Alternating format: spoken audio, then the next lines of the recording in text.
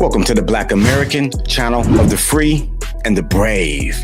Today we're getting into a couple of clips here. The clips just keep on coming in. It's back on the topic of voter ID and whether or not it is going to actually disenfranchise Black people and married women. So, yeah, I know it sounds absolutely absurd, but we got this clip coming to ya from CNN and my hero, Scott Jennings, who goes into the battlefield, the liberal minefield every single day and destroys people like Phillip. Before we get into it, make sure you like, share, and subscribe. I'm trying to get up to 9,000 subscribers. I appreciate all the love and also all the hate. Make sure you leave your comments down in the comment section so we can have a conversation. Now let's get into this clip. Voting rights is he taking away from Black voters? Oh, if we look at the SAVE Act? The SAVE Act, that's exactly what we're talking about. That is actually going to continue to disenfranchise overwhelmingly a lot of people of color. There are so many civil rights organizations that have run the data. If we look at the way that it is going to disenfranchise Black voters, it's the same reason why Chuck Schumer called it Jim Crow 2.0. So this is the same president. If we want to continue. How? Answer the question, Miss Phillip. How? You're just spewing talking points, talking terms, no facts given. Answer the question. You haven't said how yet. I am talking about it. It's the way that you're putting new poll taxes on this when you're making people have. That's what we can call them now. It's kind of an idiom, right? If you want to say that people have to prove that they are citizens, that they have to prove with a voter ID, the reality is you're layering what is a constitutional right for the American people and making it harder for people to vote in this country, and it's going to disenfranchise Black voters. Concern you that you're making all these claims? You've yet to lay out how it's hurting anyone, but 76% of Black voters think we should show an ID to vote. 80% of Hispanic voters, 83% of the American people. Are you saying that Black voters are too dumb to know what's good for them? I mean, it sounds pretty condescending to me. You get three-quarters of Black voters who want voter ID. But to be clear, the SAVE Act is not just about ideas. The SAVE Act is about proof of citizenship. So what? It doesn't. It also makes it very hard for married women who've changed. I was just going to say, we talked about this before. By the way, it's not. It actually, there's an argument to be made that. So real quick, for some of you people who may not know, voter ID, the Save America Act, what it's trying to do is create a mechanism where everyone who is an actual legitimate citizen of the United States of America are the only people that are participating in our elections, at least federally, because the states, they do their own thing. California, we can just uncover all kinds of fraud out there. I would say in Oregon, Washington, New York, Minneapolis, Minnesota, all the liberal places, all the places that they dispatch all the illegal immigrants, I can guarantee you that voter ID fraud is running rampant out there. Now, I don't know why anyone would actually want to argue against having voter ID. And all it's trying to prove, like I said, is whether or not the people that are voting are actual citizens of the country. And what they're trying to argue right here, ignorantly or stupidly, is that it's going to disenfranchise people, right? Now, it's not. Let me explain. Now, when you go get your driver's license, your initial driver's license, you have to have social security card, and you have to have a birth certificate to get it initially. Your driver's permit, your first ID, your first driver's license. So that from there, that states that you are a citizen. So whenever you go to renew it, you got to get a new one. You go to another state, unless you let it expire. When you go to another state, a certain amount of years, you have to get it renewed before you have to go through the whole process again. Now, if you do all these things, you don't have to worry about finding a birth certificate or your social things like that. You just have to continue to renew your ID because it's already been established that you're a citizen when you first got it. Okay. Now, when they talk about married women, you go to the court, you get your name changed legally. You just produce that document and go get your name changed. I'm sorry, go get a new ID. They just cross-reference social security numbers, things of that nature. You may have to go through a couple of different steps because you got married and you're actually changing your name. And, changing your name in itself brings upon different types of fraud. So you have to go through a certain amount of different steps and clearances, which are very easy because I'm married, right? And my wife went through the same exact process. Guess what? It was absolutely seamless. We had no issues. She got her name changed. A couple weeks later, she got a new ID. She changed her passport. Whatever IDs. I don't know if she has any other IDs, but definitely a driver's license and her passport. She's good to go. Real ID, whatever it takes. We live up in Seattle and cross back and forth between the U.S. and Canada. We can do so. It's not a problem.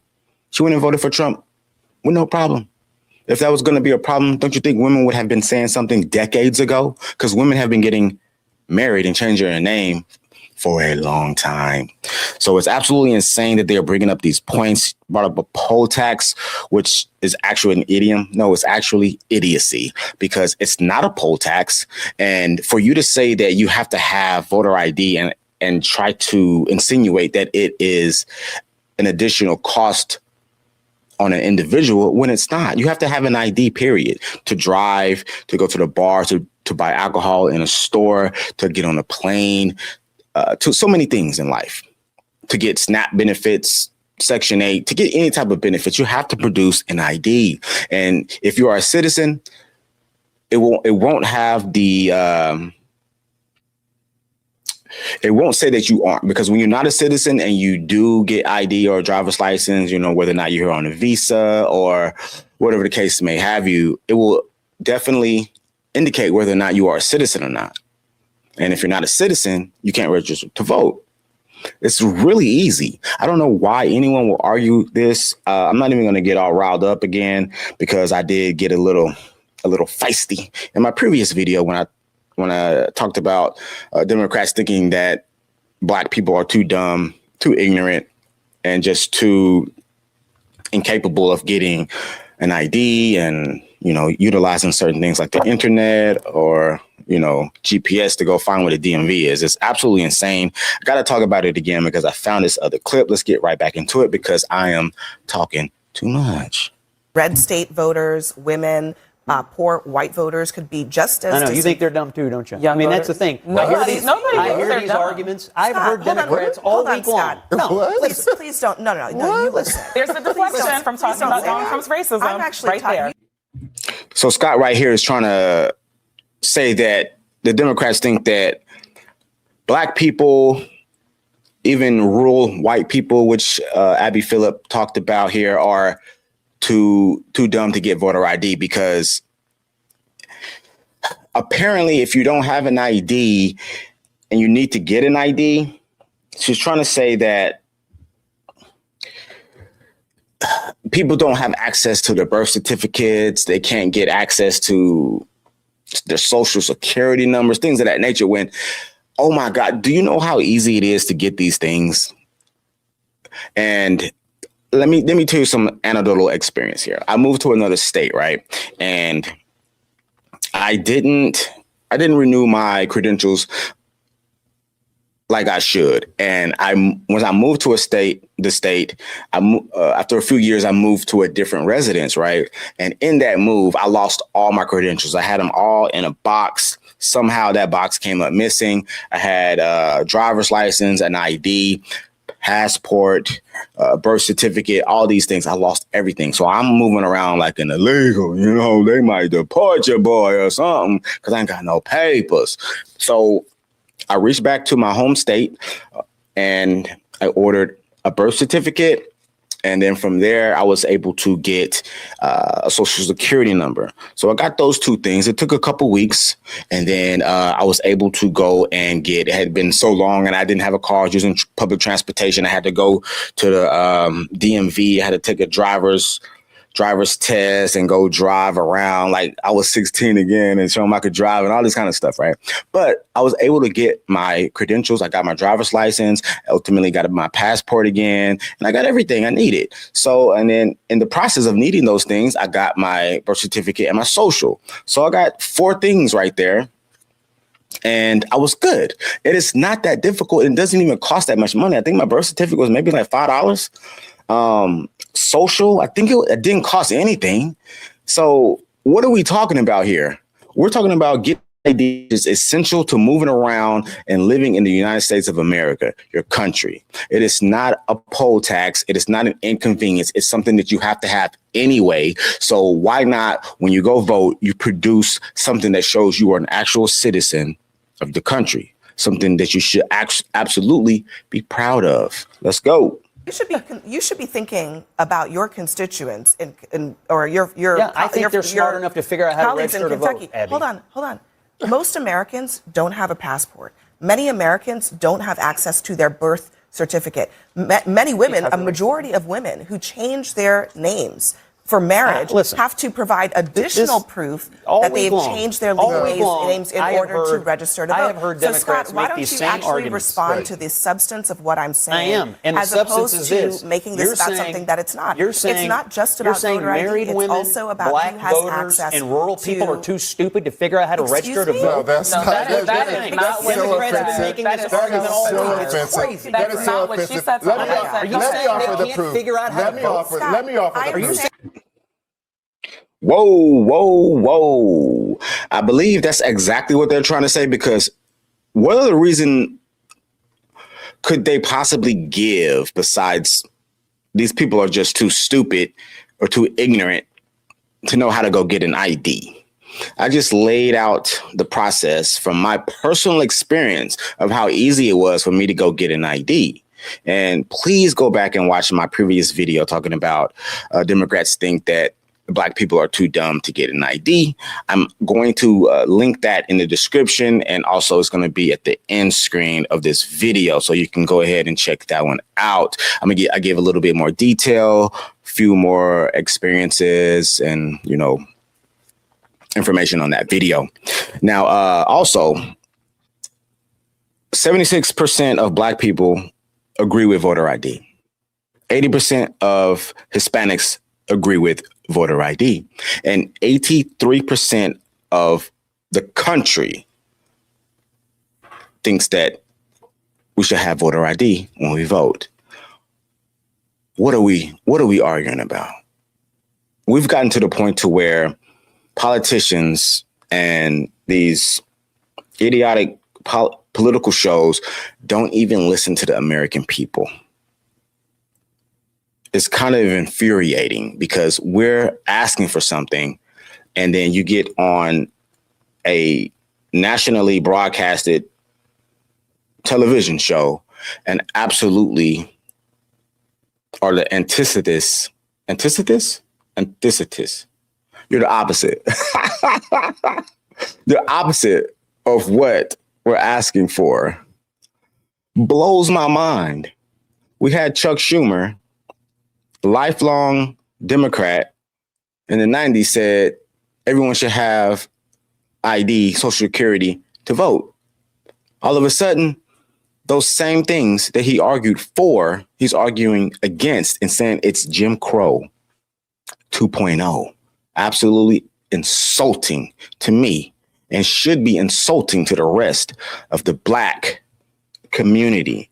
I'm going to bring up one last clip here to show the absolute tribalism that my people have. It's mind-blowing to me, because for one, we vote in our worst interests, because we are way more conservative than we vote, and we are just sheep. It's absolutely embarrassing, because people can see. We got the internet.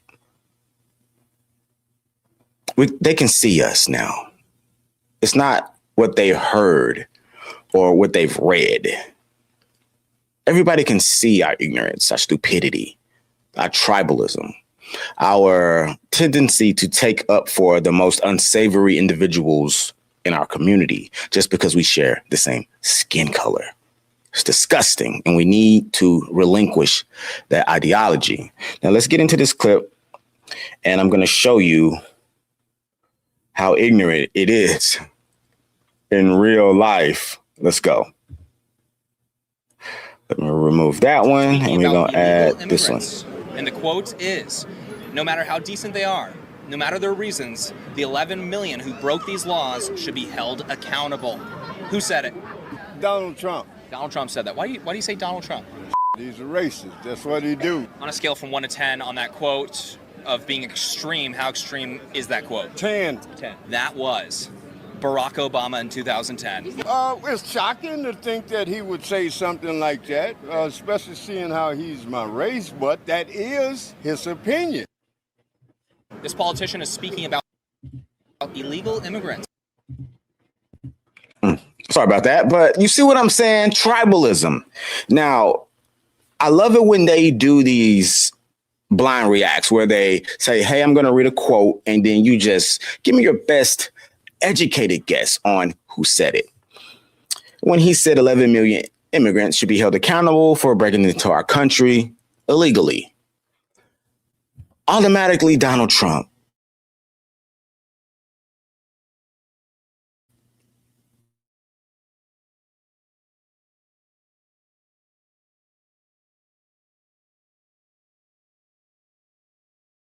Absolutely propagandize his name, his image, things he's done. They emphasize and exaggerate certain things that he's done to make them seem so nefarious. And then they've also just diminished and swept under the rug so many things positively that he's done, and especially for Black people. Whether that be the Reverend Jesse Jackson, he sponsored his political campaign. He paid for Jennifer Hudson to live when she was going through hard times. So many different things. I saw one particular situation where this woman in New York was walking down the street and she was crying. She was in distress. She happened to walk by Donald Trump, who was waiting for his limo or something. I can't remember what was going on. And she said that he spoke words of life into her because she was about to go jump off a bridge and take her own life. And whatever Trump said, I can't find it. If I do, I will definitely post this video, make it probably a short or something. And he saved her life. He saved her life. Had her not do the thing that was going to take her own life.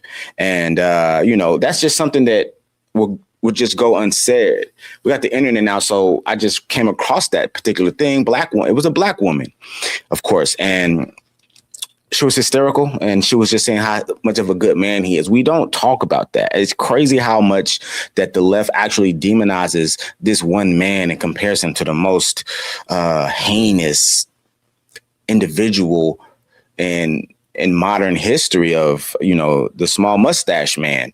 And they act like he committed an entire genocide of people and all kinds of crazy things. And the lawfare he's gone through, particular assassination attempts. And it's just mind blowing. It's mind blowing because, you as being a once member of the Democratic the Democratic Party. And just looking back on it, I see where they actually got me and hooked me in, and how they project things and announce things, and they do it in repetition to the point to where lies become facts to you.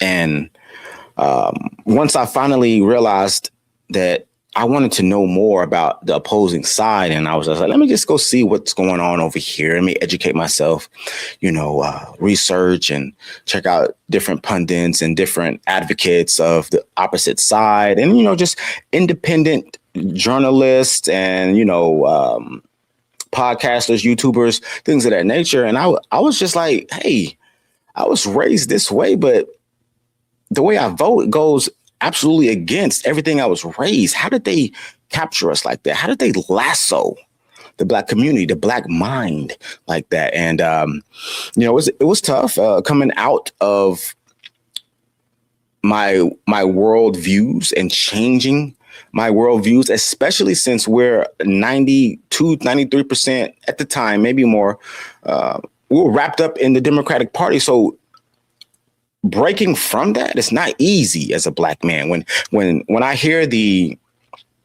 insults where they try to tell me that I'm trying to gain the approvals of white people, I'm like, white people are split in half, left and right.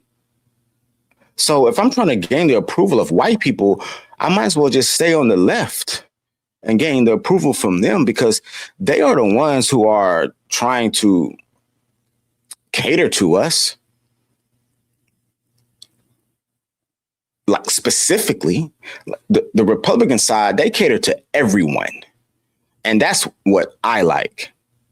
I don't want someone who just tries to fight for this, fight for that, individual topics, people who are one topic voters. That's mind blowing to me, because you just completely push to the side the entire picture, the conglomerate that you need to be looking at, because voting isn't a one issue thing. You can't vote for baby deletion and then just not worry about home ownership, taxes,